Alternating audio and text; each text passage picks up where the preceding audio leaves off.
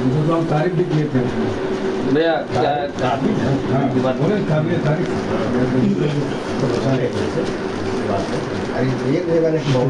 भैया को हम वहाँ बोले थे आप लोग के बारे में कि बड़ा गरीब है पूछे थे, तो भैया अपने से बोले थे कि हम आएंगे तो कुछ मदद करेंगे ताकि बच्ची लोग का हो जाए। मदद करना ही करना होगा। हम भैया बोले थे रामगढ़, तो भैया बोले कि एकदम सबका करते हैं, इनका भी हम करेंगे।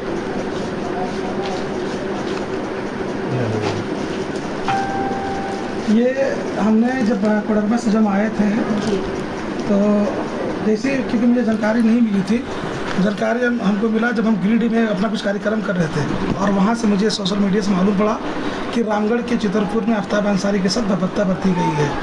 तुरंत हम अब जो भी लोग हमारे थे सबसे हमने बात की, हमारे सैफ अनवर साहब से बात की क्या मामला है, और रात को पूरी जानकारी लेने के बाद हम तुरंत एक्टिव में आए और सुबह 10 से 12-1 बजे तक हम यहाँ पहुँचे ताकि हम इंसाफ उनको दिला सके। लेकिन यहाँ की जो पॉलिटिक्स थी वो बहुत गंदा पॉलिटिक्स था। हम लोग उनके इंसाफ दिलाने के ताकि हम लोग फोटो खींच बनाए थे। तो हमारे इरफान भाई ने मुझसे पूछा कि भाई बहुत गरीब परिवार था। सभी इलेक्ट्रॉनिक मीडिया, प्रिंट मीडिया साथियों को झारखंडी जोहार। हाँ, निश्चित रूप से कल हम रामगढ़ के चितरपुर पीड़ित परिवार के यहाँ गए थे। आफ्ताब अंसारी की पत्नी से, उनकी माँ से मिले, 8 साल की उनकी बच्ची थी, हमने उनसे मिला और तमाम बातों, तमाम घटना जो हमने उससे चर्चा की, हकीकत में जानने की कोशिश की। और जो बातें जो सामने आई वो बड़ा दुर्भाग्य था। जो उनकी पत्नी बताया कि बॉडी के साथ आफ्ताब अंसारी के पार्थिव शरीर के साथ जिस तरह से छेड़छाड़ किया गया था। सबसे पहली बात है कि इनके सर को मुड़वा दिया गया था, उनको प्राइवेट पार्ट का भी काट दिया गया और सीने पे चढ़ के सीना को दबा दिया गया, जिससे उनकी ज़बान बाहर हो गई, आँख बाहर हो गई।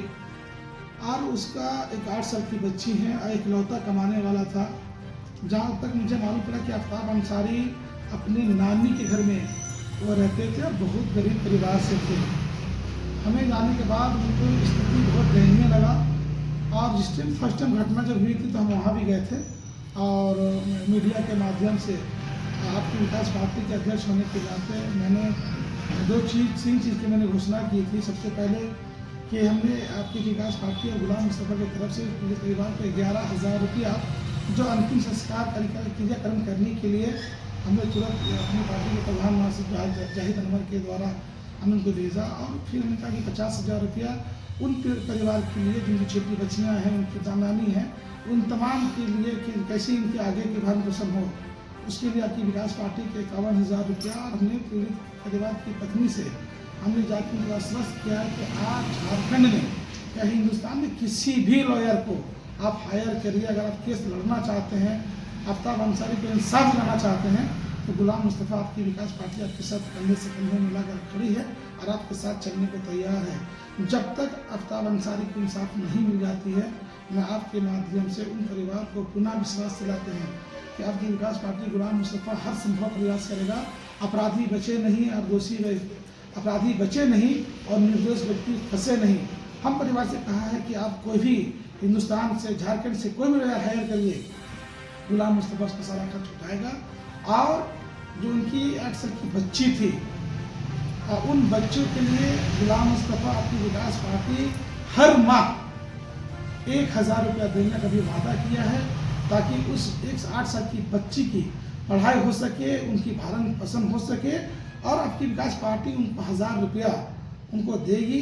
और झारखंड में जितने भी मॉब लिंचिंग की 2014 के बाद घटी है, आपकी विकास पार्टी ने तय किया कि किसी भी जात धर्म के लोग हों, किसी भी समुदाय के मानने वाले हों, चाहे आदिवासी हो, एसी हो, ओबीसी हो, SC ST हो, माइनॉरिटी हो, उन तमाम परिवार के जो लिंचिंग में मारे गए हैं, जिनके साथ समूह तरीके से जो पीड़ित के साथ जिनकी हत्या की गई है, उन परिवार से मिलकर हम उनकी हालात को जानना चाहेंगे और सरकार की जो बहरी हुई सरकार है उनकी तक हम अपनी आवाज़ को बुलंद करना चाहेंगे।